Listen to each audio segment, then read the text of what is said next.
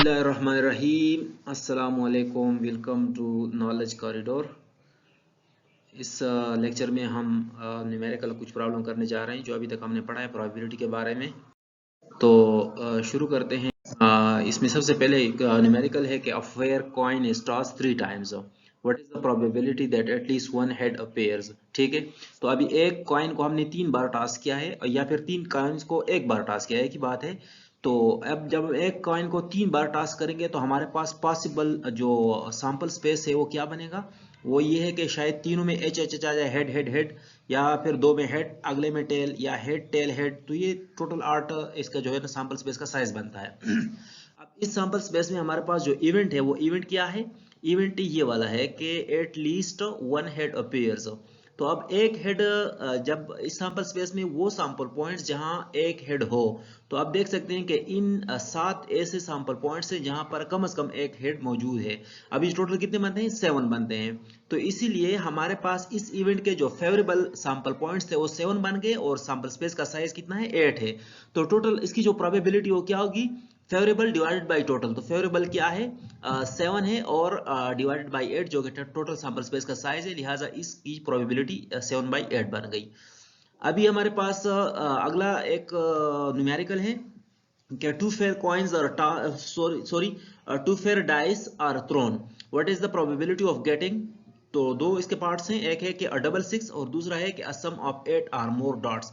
अब जब हम एक दो डाइस को थ्रू करेंगे तो हमारे पास टोटल सैंपल स्पेस 36 बनते हैं। शायद एक पर एक आ जाए, दूसरी पर भी एक आ जाए, पहले पर एक अगले पर दो, पहले पर एक अगले पर तीन। तो इस तरह ये जो पॉसिबल कम्बिनेशन आप देख सकते हैं कि 36 बनते हैं।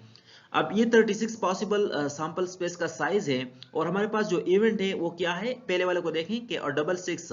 तो डबल सिक्स के बारे में अगर हम देखें कि इस सैंपल स्पेस के अंदर कौन सा ऐसा सैंपल पॉइंट है जहां पर डबल सिक्स आया हुआ है, तो यहाँ पर आप देख सकते हैं सिर्फ एक ही ऐसा पॉइंट है जहां पर 6 एंड 6 दोनों पर 6 आए हैं।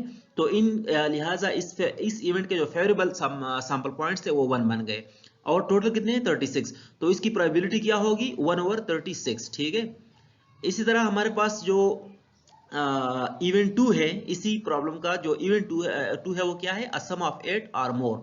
तो अब इस सैंपल स्पेस में ऐसे सैंपल पॉइंट जिनको हम जमा करें और उसमें 8 आ जाए या 8 से ज्यादा आ जाए, तो वो कौन से हैं, वो ये वाले हैं 15। आप देख सकते हैं कि ये जो ट्राइंगल के अंदर जितने भी सैंपल पॉइंट्स हैं इनको आप ऐड करेंगे तो या इनसे 8 आएगा या 8 से ज्यादा आएगा, और टोटल कितने हैं, 15 है। लिहाजा इस इवेंट के जो फेवरेबल सैंपल पॉइंट्स थे वो 15 है और टोटल 36 हैं। तो प्रोबेबिलिटी क्या होगी, प्रोबेबिलिटी होगी 15 डिवाइडेड बाई 36। इसी तरह हमारे पास जो नेक्स्ट न्यूमेरिकल है वो ये है कि 6 white balls and 4 black balls which are indistinguishable apart from their colors are placed in a bag.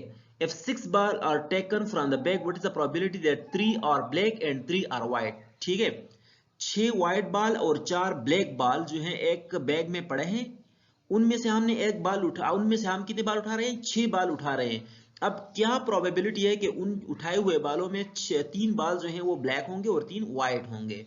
तो ये हमारे पास देखें, इसका जो टोटल हम इसका सबसे पहले इसका सैंपल साइज देख लेते हैं कि सैंपल साइज कितना है।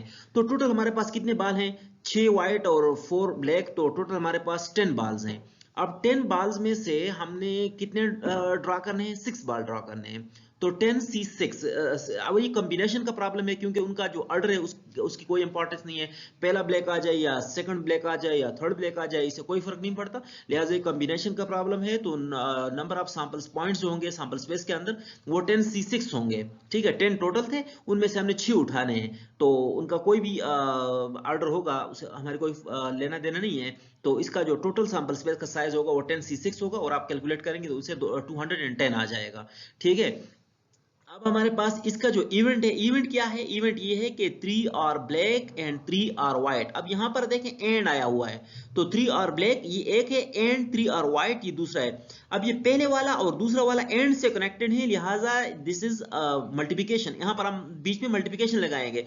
अब 3 और ब्लैक, अब जब 3 ब्लैक हैं इसमें, ठीक है, तो इसका मतलब क्या हुआ कि 3 आर ब्लैक, तो चार जो टोटल में टोटल ब्लैक कितने थे, 4 थे, तो 4 में से हमने 3 लेने हैं ये ब्लैक में से, एंड मल्टीप्लाइड बाय ये एंड का हो गया, एंड 6 में से 3, क्योंकि 6 हमारे पास टोटल व्हाइट्स थे तो उनमें से हमने 3 लेने हैं, तो 4 में से 3, जो ब्लैक थे उनमें से 3 और जो व्हाइट थे उनमें से 3। तो ये हमारे पास पॉसिबल जो ऑप्शंस बनते हैं, सैंपल पॉइंट्स बनते हैं, वो कितने बनते हैं, वो 40 बनते हैं। अब यहाँ पर 4C3 इक्वल टू 4, क्योंकि आप 4C3 करेंगे, 4C3 तो 4 ही आएगा।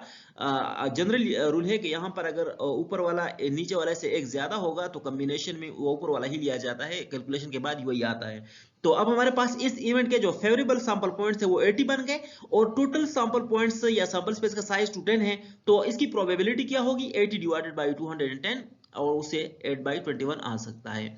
अब हमारे पास एक नेक्स्ट एग्जांपल है, ये देखें, an employ wish to hire 3 people, 3 बंदे उसने रखने हैं किसी पोस्ट के लिए, और पोस्ट मतलब कोई डिफरेंट पोस्ट नहीं, एक ही पोस्ट है, मतलब क्लर्क लेने हैं या पीएन लेने हैं या नायब कासिद लेने हैं, तो उनमें हमारे पास ऑर्डर का कोई इशू नहीं होगा।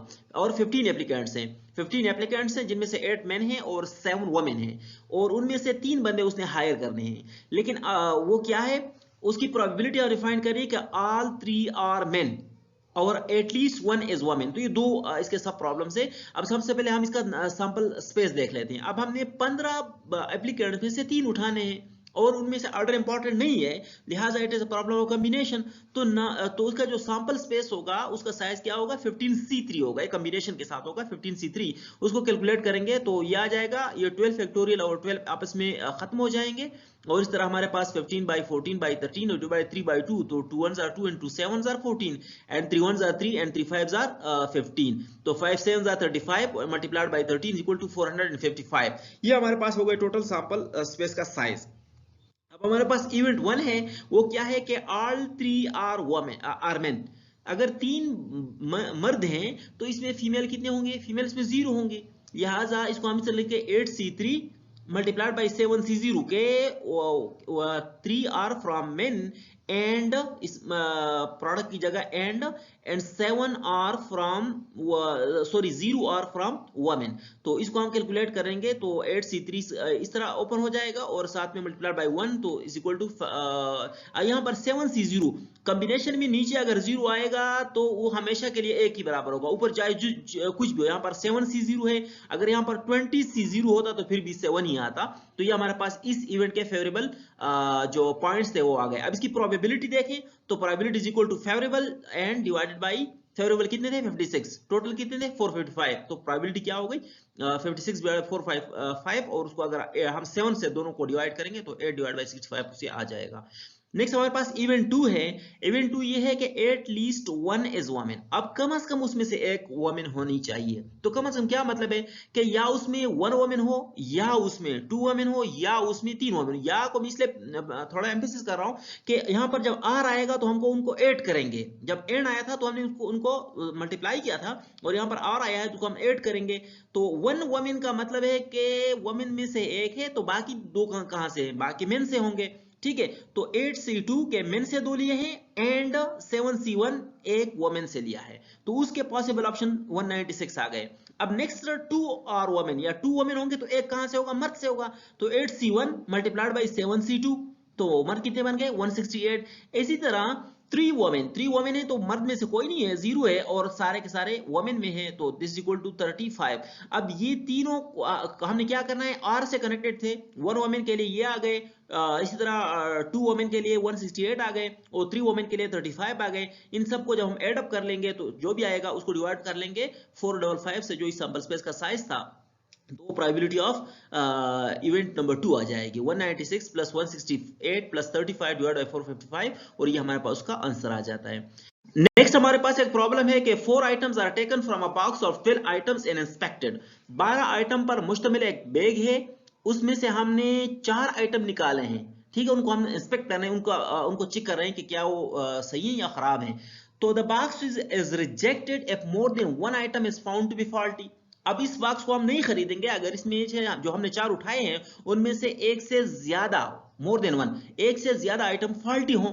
If there are 3 faulty items in the box, अगर पहले से जो 12 पड़े हुए हैं बॉक्स के अंदर 3 उनमें से फॉल्टी हैं, 3 उनमें से फॉल्टी हैं, तो क्या प्रोबेबिलिटी है कि हम इस बॉक्स को खरीदेंगे, इसको एक्सेप्ट करेंगे। अब देखिए हमारे पास टोटल बॉक्स में क्या है, 9 उसमें गुड पड़े हैं जो ठीक पड़े हैं, 3 उनमें फॉल्टी है, टोटल 12 है। ये हमारे पास बैग के अंदर कॉम्बिनेशन है, जो आइटम्स है वो पड़े हुए हैं। इनमें से हमने कितने उठा लिए हैं, 4 इनमें से हमने उठाए।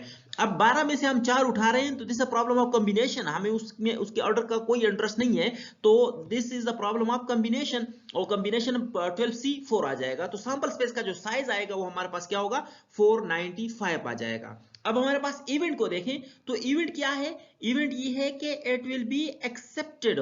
अब एक्सेप्ट कब होगा, एक्सेप्ट तब होगा जब नो फॉल्टी हो या वन फॉल्टी आइटम हो, क्योंकि यहां पर हमने क्या था कि more than one item is found to be faulty, उसको क्या आ जाएगा, box will be rejected, box को हम रिजेक्ट करेंगे अगर एक से ज्यादा फॉल्टी हो। तो इसका क्या मतलब है, या फॉल्टी ना हो या फॉल्टी एक हो तो फिर ठीक है, तो उसको हम एक्सेप्ट करेंगे। तो नो फॉल्टी आइटम और वन फॉल्टी आइटम, और नो फॉल्टी आइटम और वन फॉल्टी आइटम आर से यहां पर कनेक्टेड है, तो इनको हम एड अप करेंगे। अब जब फॉल्टी आइटम नहीं होंगे, इसका मतलब ये सारे के सारे गुड्स से होंगे, तो फॉल्टी से जो 3 है उनसे 0 होंगे, और 9C4 जो गुड है उनसे 4 होंगे। तो इनको जब हम कैलकुलेट करेंगे हमारे पास 126 पॉसिबल ऑप्शंस आ जाएंगे जब नो फॉल्टी आइटम होगा। अब अगर हमारे पास वन फॉल्टी होगा तो बाकी कहां से होंगे, 3 गुड से होंगे, तो 3 जो फॉल्टी थे उनसे 1 ले लिया, 9 जो गुड से उनसे 3 ले लिया, टोटल 4 ले लिए, और उसके पॉसिबल जो हमारे पास सैंपल पॉइंट्स बनते हैं वो 252 बनते हैं। ये चूंकि और से कनेक्टेड है, इनको हम एड अप कर लेंगे, 126 प्लस 252 इनको हम एड अप कर लेंगे, और फिर सैंपल स्पेस पर डिवाइड कर देंगे जो हमारे पास इसकी प्रोबेबिलिटी दे देगा। तो दिस इज द प्रोबेबिलिटी। ये हमारे पास कुछ 5 एग्जांपल्स है जिनसे हमने प्रोबेबिलिटी को समझ लिया। Thank you so much. इंशाल्लाह नेक्स्ट वीडियो में हम आगे जाएंगे, प्रोबेबिलिटी के लॉज करेंगे।